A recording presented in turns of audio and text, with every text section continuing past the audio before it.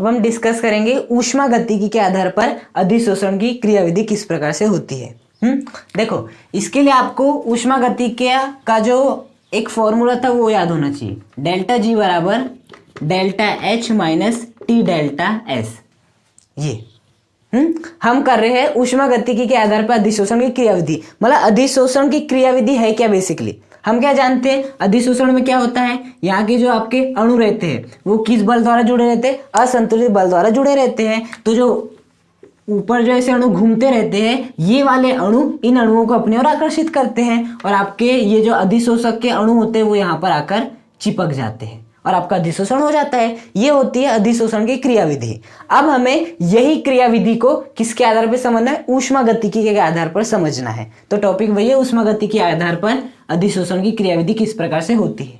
हाँ, तो देखो उसके लिए आपको डेल्टा जी बराबर delta H minus T delta S, class 11th chemistry में ऊष्मागतिकी जब चैप्टर पढ़े थे ना, तो ये वाला फॉर्मूला वहां आपका था। अब समझना यहाँ पर हर चीज का मतलब क्या है। देखो, डेल्टा जी का मतलब होता है आपका गिब्स ऊर्जा। क्या होती है? गिब्स ऊर्जा। हाँ, यहाँ पर डेल्टा एच का मतलब होता है आपकी एंथैल्पी। क्या होती है? एंथैल्पी। टी अर्थात टेम्परेचर, तापमान, और डेल्टा एस एंट्रोपी। क्या होता है? एंट्रोपी। ये जो आपका सूत्र है या फॉर्मूला है, उसमें डेल्टा जी का अर्थ होता है गिब्स ऊर्जा, डेल्टा एच का मतलब होता है एंथैल्पी, टी अर्थात टेम्परेचर, तापमान, और डेल्टा एस मतलब एंट्रोपी। हाँ, अब इन सभी का अच्छे से मतलब समझो। देखो, जो आपकी डेल्टा जी होती है गिब्स ऊर्जा होते हैं, उसके 3 मान संभव है। कितने मान संभव है? 3 मान। या तो इसका मान क्या हो सकता है? 0 हो सकता है, या इसका मान क्या हो सकता है? निगेटिव हो सकता है, या तो डेल्टा जी का मान कैसे हो सकता है? पॉजिटिव हो सकता है। जब डेल्टा जी का मान क्या होगा? 0 होगा, तब आपकी अभिक्रिया किस में होगी? साम्य अवस्था में होगी। हाँ, जब आपके डेल्टा जी का मान निगेटिव होगा तो जो आपका प्रक्रम होगा वो कैसा होगा? स्वतः होगा, मतलब अपने आप होगा। और जब भी डेल्टा जी का मान कैसा होगा? पॉजिटिव होगा, इसका मतलब आपका प्रक्रम जो होगा वो कैसा होगा? अस्वतः होगा। हाँ, डेल्टा जी मतलब गिब्स ऊर्जा। अब गिब्स ऊर्जा के 3 मान संभव है, 0, नेगेटिव, पॉजिटिव। 0 का मतलब है कि आपकी जो प्रक्रिया है वो साम्य अवस्था में है। डेल्टा जी नेगेटिव मतलब आपकी प्रक्रिया खुद ब खुद हो रही है, अपने आप हो रही है। और डेल्टा जी पॉजिटिव मतलब अस्वतः, खुद ब खुद नहीं हो रही है, हमें बाहर से प्रयास करना पड़ रहा है। अब यदि हम एग्जाम्पल की बात करें, जैसे कि हम मान लेते हैं ये क्या है आपका? 2 रूम है यहाँ पर, ये आपका पहला रूम और ये आपका दूसरा रूम। हाँ, यहाँ पर क्या भरी है? आपकी हीलियम गैस भरी है। कौन सी गैस भरी है? हीलियम गैस यहाँ पर आपकी भरी हुई है, भरी हुई हीलियम गैस, और ये रूम पूरी तरह से खाली है। हाँ, अब मैं जैसे क्या करता हूँ, यहाँ से मान लेते हैं मैं इस प्रकार से खिड़की आपकी खोल देता हूँ, तो अब क्या वो सोच सकते हो, यहाँ पर हीलियम के अणु एक भी नहीं है, यहाँ पर हीलियम के अणु बहुत सारे। तो क्या होगा? वस्तु वहां जाती है जहां पर वो कम है, जहां पर वो अधिक है वहां से वहां जाती जहां पर वो कम है। हाँ, तो अपने आप ही यहां से जितने भी गैस के अणु है वो कहां पर आ जाएंगे? यहाँ पर। पूरे नहीं आएंगे, केवल उतने ही आएंगे, केवल उतने आएंगे कि यहाँ और यहाँ की सांद्रता बराबर हो जाए, दोनों में उतने ही। हाँ, यहाँ पर यदि कितने हो? 20 अणु हो, और यहाँ पर यदि 0 अणु हो, तो जैसे आप खोलोगे तो यहाँ पर 20 में से 10 निकल के आ जाएंगे यहाँ पर, और यहाँ पर कितने बचे रहेंगे? 10 बचे रहेंगे। हाँ, वस्तु हमेशा क्या करने का प्रयास करती है? साम्य अवस्था स्थापित करने का प्रयास करती है। हाँ, जहां पर वो अधिक है वहां से वहां जाएगी, जहां पर वो कम है, और साम्य अवस्था स्थापित कर देगी। पहले यहाँ पर 20 थे, 0 थे, हमने खिड़की खोले, अपने आप वो क्या यहाँ पर आ गए, यहाँ पर भी 10 हो गया, यहाँ पर भी 10 हो गया। अब आपका क्या स्थापित हो गया? साम्य अवस्था स्थापित हो गई। हाँ, तो ये वाली परिस्थिति आपकी, ये वाली, जब इस परिस्थिति में आपके डेल्टा जी का मान क्या हो जाएगा? 0 हो जाएगा। हाँ, अब देखो, बस मैंने क्या किया? एक बार खिड़की को खोला, बस एक बार किया, उसके बाद गैसें अपने आप क्या हो गई? जाने लगी, अपने आप जाने लगी। मतलब डेल्टा जी का मान क्या है? निगेटिव है। क्यों? क्योंकि ये प्रक्रम अपने आप होने लगा, स्वतः होने लगा। स्वतः प्रक्रम ऐसा प्रक्रम होता है जिसमें कि हम एक बार बस कुछ करते हैं और प्रक्रिया अपने आप होने लगती। बस मैंने एक बार खिड़की खोल दिया तो प्रक्रिया अपने आप ही होने लगी। हाँ, अब अस्वतः का मतलब क्या होगा? जैसे कि मैं मान लेता हूं मैंने 10 हीलियम के अणु यहाँ पर भी है। अब 10 में से मैंने एक हीलियम के अणु को उठाकर यहाँ पर ला लिया। हाँ, तो ऐसा नहीं होगा कि इसके पीछे पीछे पूरे अणु आ जाएंगे। ऐसा नहीं होगा, मुझे हर अणु को उठा के यहाँ पर लाना पड़ेगा, हर अणु को उठा के लाना पड़ेगा, क्योंकि साम्यावस्था स्थापित है। अब यदि आप साम्यावस्था से उन्हें हटाते हो, मतलब कि एक अणु को उठा के यहाँ पे लाते हो, तो यहाँ पर कितने हो जाएंगे अब 11, यहाँ पे कितने हो जाएंगे अब आपके 9 हो जाएंगे। तो ऐसा नहीं होगा कि बाकी अणु भी इसके पीछे पीछे आपके आ जाएंगे, उल्टा ये होने की संभावना है कि ये वापस यहीं पर आ जाए, है ना। तो लेकिन यदि हमें ऐसा करना ही है, इन 9 अणुओं को भी यहाँ उठा के लाना है, तो हमें ही प्रयास करना पड़ेगा, है ना। उठा के और एक अणु को लाना पड़ेगा, इस प्रकार से पूरे अणु को उठा के लाना पड़ेगा। जब ये पूरी तरह से खाली होगा, ये पूरी तरह से भर जाएगा, खिड़की भी हमें बंद करनी पड़ेगी, नहीं तो लोग जाते ही रहेंगे। हाँ, तो ये वाला प्रक्रम कैसा हो गया, अस्वतः। पहले क्या थी आपकी खिड़की, पूरी तरह से क्या थी, क्लोज थी, यहाँ पर पूरे 20 के 20 अणु थे। हाँ, जैसे मैंने खोल दिया तो अपने आप जितने भी अणु थे वो कहाँ जाने लगे, यहाँ पर जाने लगे, जब तक कि साम्यावस्था स्थापित न हो जाए। तो इस प्रकार का प्रक्रम होता है स्वतः प्रक्रम। एक बार कर दो, उसके बाद अपने आप प्रक्रिया होती है, ये होता है स्वतः प्रक्रम। साम्यावस्था स्थापित कब हुई, जब यहाँ के अणु, यहाँ के 10 के 10 अणु यहाँ के 10 के 10 अणुओं के बराबर हो गए, साम्यावस्था स्थापित हो गए, डेल्टा जी का मान 0। अस्वतः, मैंने एक अणु को उठा के यहाँ पर लाया, अब ऐसा नहीं होगा कि इसके पीछे पीछे सारे अणु आ जाएंगे, मतलब कि मैंने क्रिया तो कर दी पहली बार में, लाके कर दी, लेकिन ऐसा नहीं होगा कि अभी अपने आप पूरे अणु इसके पीछे आ जाएंगे, मुझे अगले को भी लाना पड़ेगा, अगले को भी लाना पड़ेगा, अगले को भी। तो इस प्रकार के प्रक्रम को क्या कहते हैं, अस्वतः प्रक्रम कहते हैं। तो बात समझ में, स्वतः प्रक्रम क्या होता है, एक बार कर दो फिर अपने आप होने लगता है। अस्वतः प्रक्रम ऐसा नहीं है, वो अपने आप नहीं होता है। और साम्यावस्था मतलब समझ में आ गया क्या होता है। हाँ, तो इस प्रकार से डेल्टा जी को क्या करते हैं, हम परिभाषित करते हैं। बात समझ में आई। अब देखो, डेल्टा एच मतलब क्या होता है, एंथैल्पी। एंथैल्पी यानी ऊष्मा, जो आपकी ऊष्मा मुक्त होती है। हाँ, देखो यदि हम मान लेते हैं ऊष्मा क्या हो रही है, आपकी मुक्त हो रही है, क्या हो रही है, ऊष्मा निकल रही है, तो इस प्रकार के प्रक्रम को क्या कहते हैं, अब आपका ऊष्माक्षेपी कहते हैं, ऊष्माक्षेपी प्रक्रम। और ऊष्माक्षेपी प्रक्रम में क्या होता है, आपकी ऊष्मा बाहर निकलती है, और जब भी ऊष्मा बाहर निकलती है तो डेल्टा एच को क्या लिया जाता है, निगेटिव लिया जाता है। क्या लिया जाता है, निगेटिव। मान लेते हैं ये क्या आपका कोई पदार्थ है, अब इससे ऊष्मा बाहर निकली है, तो बताओ पहले यदि यहाँ पर ऊष्मा कितनी रही होगी, 100, अब निकली है, मान लेते 20 निकल गई, तो बताओ अब आपकी जो ऊष्मा वो कितनी बचेगी, 80। कम हुई है कि नहीं, जब भी ऊष्माक्षेपी प्रक्रम हुआ मतलब ऊष्मा निकली तो इसकी ऊष्मा कम हो गई, इसलिए ऊष्माक्षेपी प्रक्रम के लिए डेल्टा एच का मान क्या लेते हैं, निगेटिव लेते हैं। और यदि ऊष्मा हमने बाहर से दी है तो ये प्रक्रम क्या कहलाता है, आपका ऊष्मा शोषी, है ना। और ऊष्मा शोषी प्रक्रम के लिए डेल्टा एच का मान क्या होता है, पॉजिटिव, क्योंकि मान लेते हैं यही है आपका, यहाँ पर 100 ऊष्मा है, आपने बाहर से ऊष्मा दिए तो मान लेते 20 दिए, तो अब इसकी ऊष्मा कितनी हो जाएगी, 120, बड़ी है क्या नहीं। इसलिए जब भी ऊष्मा शोषी प्रक्रम होता है तो डेल्टा एच का मान क्या लेते हैं, पॉजिटिव लेते हैं, और जब भी ऊष्मा निकलती है तो डेल्टा एच का मान क्या लेते हैं, निगेटिव लेते हैं। ठीक है, था टेम्परेचर, तापमान जानते हो। हाँ, अब समझना ये एंट्रोपी का मतलब क्या होता है आपकी। देखो एंट्रोपी का मतलब क्या होता है, एंट्रोपी का मतलब होता है बिखराव। क्या होता है, एंट्रोपी का मतलब क्या होता है, बिखराव। मतलब कि बिखराव यदि ज्यादा है तो एंट्रोपी भी ज्यादा होगी, बिखराव यदि कम है तो एंट्रोपी भी कम होगी। हाँ, जैसे कि हम 3 एग्जांपल लेते हैं। ये क्या है आपका, गैस है, गैस में अणु कैसे रहते हैं, दूर दूर रहते हैं। हम मान लेते हैं ये क्या आपका द्रव है, तो उसमें जो अणु रहते हैं वो थोड़े क्या रहते हैं, पास पास रहते हैं। हाँ, और हम मान लेते हैं ये क्या आपका ठोस है, ठोस में जो अणु रहते हैं वो बहुत ही क्या रहते हैं, इस प्रकार से पास पास रहते हैं। हाँ, तो मुझे बता सकते हो गैस, द्रव, ठोस में कहाँ अणु ज़्यादा बिखरे हुए हैं, गैस में।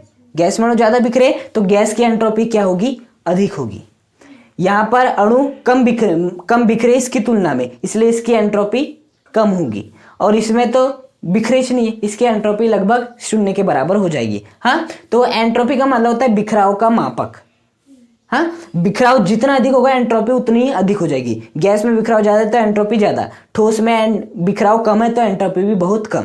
हाँ, अब देखो यदि मैं एक एग्जांपल लेता हूँ कि यदि मैं गैस से कहाँ जाता हूँ, द्रव में जाता हूँ। गैस से यदि मैं द्रव में जाता हूँ तो बिखराव क्या हो रहा है, कम हो रहा है बिखराव कम, तो एंट्रोपी भी क्या होगी, कम होगी। तो डेल्टा एस का मान क्या होगा आपका, निगेटिव होगा। क्या होगा, डेल्टा एस का मान निगेटिव होगा। अब यदि मैं क्या करता हूँ, द्रव से गैस में जाता हूँ, द्रव से गैस में जाऊंगा तो बिखराव क्या हो रहा है, बढ़ रहा है। द्रव से गैस में जाने पर बिखराव बढ़ रहा है तो एंट्रोपी भी क्या होगी, बढ़ेगी। इस स्थिति में आप डेल्टा एस को क्या लोगे, पॉजिटिव लोगे। हाँ, यदि मैं द्रव से ठोस में जाता हूँ, द्रव से ठोस में जाता हूँ तो एंट्रोपी क्या हो रही है, कम हो रही है। द्रव से ठोस में जा रहा हो तो बिखराव आपका कम हो रहा है, यहाँ पर बिखराव ज़्यादा है, यहाँ पर बिखराव कम है। तो बिखराव कम होने की स्थिति में डेल्टा एस का मान क्या हो जाएगा, फिर से निगेटिव हो जाएगा। अब मैं कहाँ से कहाँ जाता हूँ, ठोस से द्रव में जाता हूँ। ठोस से द्रव में जाता हूँ तो बताओ बिखराव क्या हो रहा है, बढ़ रहा है। यहाँ पे बिखराव बहुत ही कम है, यहाँ पे बिखराव थोड़ा ज्यादा है, तो यहाँ पे बिखराव क्या हो रहा है, बढ़ रहा है। तो बिखराव बढ़ने के कारण डेल्टा एस का मान क्या हो जाएगा, पॉजिटिव हो जाएगा, मतलब एंट्रोपी आपकी बढ़ जाएगी। अब यदि मैं बात करूं, यदि आप ठोस से गैस में जाते हो तो आपकी एंट्रोपी क्या होगी, बढ़ेगी। ठोस से गैस जाने पर बिखराव बढ़ रहा है, एंट्रोपी बढ़ेगी। यदि आप गैस से ठोस में आते हो तो बिखराव क्या हो रहा है, कम हो रहा है, तो एंट्रोपी क्या होगी, कम। तो यदि एंट्रोपी बढ़ती है तो पॉजिटिव साइन, और यदि घटती है तो निगेटिव साइन। इतनी बात है इस समझ में। क्या होती है गिब्स ऊर्जा, जीरो, नेगेटिव, पॉजिटिव। जीरो होने पर साम्य अवस्था, नेगेटिव होने पर स्वतः, पॉजिटिव होने पर अस्वतः। यदि आपकी ऊष्मा बाहर निकलती है तो डेल्टा एच का मान निगेटिव, और यदि ऊष्मा देते हो तो डेल्टा एच का मान पॉजिटिव। और डेल्टा एस यदि एंट्रोपी बढ़ती है तो पॉजिटिव, और यदि एंट्रोपी घटती तो निगेटिव। इतनी बात आई समझ में। इतनी बात यही समझ में आ चुकी है। तो अब अधिशोषण की क्रियाविधि तो आप जानते ही हो क्या होता है इसमें। अधिशोषण की क्रियाविधि में जैसे ये क्या आपकी एक सतह है आपकी सतह। अब इस सतह पर क्या होता है, यहाँ पर क्या उपस्थित रहते हैं, इस प्रकार से अणु उपस्थित रहते हैं असंतुलित बल द्वारा। तो यहाँ पर जो अणु आपके घूमते रहते हैं, हाँ, ये क्या करते हैं, इन अणुओं को अपनी ओर आकर्षित करते हैं इन अणुओं को आकर्षित, जिसके कारण ये जो अणु है वो यहाँ पर आके क्या हो जाते हैं, चिपक जाते हैं। इसे मैं ना अलग से बनाता हूँ, ये आपके अणु हैं। नेक्स्ट स्टेज में क्या होगा, यहाँ के जितने भी अणु हैं इन अणुओं को क्या कर लेंगे, अपनी ओर इस प्रकार से आकर्षित कर लेंगे और आपका अधिशोषण हो जाएगा। हाँ, अब देखना यहाँ पर दो चीजें हो रही है। कौन कौन सी चीजें हो रही है आपकी। पहली चीज ये हो रही है कि ये आपके अणु थे, ये भी आपके अणु थे, ये अणु असंतुलित बल द्वारा जुड़े हुए थे, तो इन अणुओं को क्या कर लिया, अपनी ओर आकर्षित कर लिए। अब जैसे आकर्षित करेंगे तो यहाँ पर क्या होगा, आकर्षण होगा। अधिशोषण की प्रक्रिया में क्या होगा, आकर्षण होगा। और जब भी आकर्षण होता है तो ऊष्मा क्या होती है, बाहर निकलती है। मतलब ये वाला प्रक्रम कैसा प्रक्रम है, ऊष्माक्षेपी प्रक्रम है। और यदि ऊष्माक्षेपी प्रक्रम है तो डेल्टा एच का मान सदैव क्या होगा, निगेटिव होगा।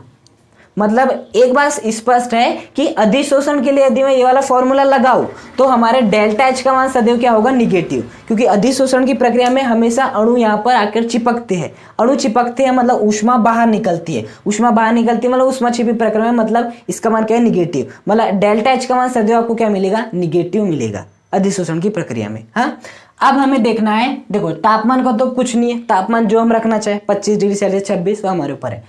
अब है डेल्टा एस। देखो डेल्टा एस मतलब एंट्रोपी। अब बताना पहले एंट्रोपी ज्यादा थी या अभी एंट्रोपी ज्यादा है। पहले बिखराव ज्यादा था। देखो पहले आपके बिखरे हुए थे अणु ज्यादा थे, जैसे अधिशोषण हुआ तो बिखराव क्या हो गया, कम हो गया। पहले देखो अणु बहुत बिखरे तो एंट्रोपी क्या थी, ज्यादा थी। अब अणु आकर चिपक गए तो बिखराव कम हो गया। बिखराव कम हो गया तो एंट्रोपी भी क्या हो जाएगी, कम हो जाएगी। और यदि एंट्रोपी कम होती है तो डेल्टा एस का मान क्या लिया जाता है, निगेटिव। क्या लिया जाता है, ऋणात्मक लिया जाता है। तो अधिशोषण की प्रक्रिया में डेल्टा एस भी क्या होने वाला है, ऋणात्मक, और डेल्टा एच भी क्या होने वाला है, ऋणात्मक होने वाला है। उसके हिसाब से हम डेल्टा जी के मान को क्या करेंगे, देखेंगे। हाँ, डेल्टा एच का मान निगेटिव क्यों है, क्योंकि आकर्षण होगा, ऊष्मा निकलेगी, डेल्टा एच का मान निगेटिव। एंट्रोपी का मान निगेटिव क्यों है, क्योंकि पहले बिखराव ज्यादा था, अधिशोषण हुआ, बिखराव कम हो गया, एंट्रोपी कम हो गई। एंट्रोपी कम होने के कारण ये क्या हो गई, निगेटिव। अब ये जो निगेटिव मान है उन्हें हम यहाँ पर रखते हैं। हाँ, देखो क्या होगा, डेल्टा एच के स्थान पे क्या रखेंगे, माइनस का delta H minus T. Delta S के स्थान पे क्या रखेंगे, माइनस का डेल्टा एस। तो यहाँ से कितना हो जाएगा, माइनस का delta H minus minus plus T delta S. तो यहाँ से अधिशोषण के लिए जो मान आया वो कितना है, डेल्टा जी वन माइनस का delta H plus T delta S. अब यहाँ से डेल्टा जी के कितने मान संभव है, 3 मान संभव है।